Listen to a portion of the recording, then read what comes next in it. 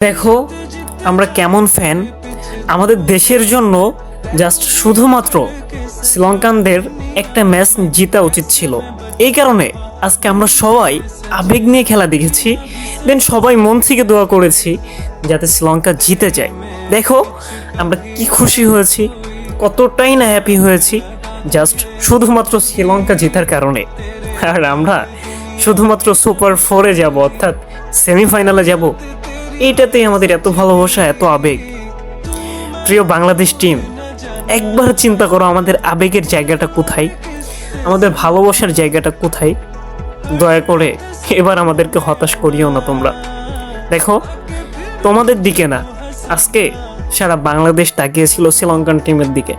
তারা আমাদের যেভাবে হতাশ করেনি, আমরা এবার ভরসা রাখতেই পারি তোমরাও আমাদেরকে এবার হতাশ করবে না।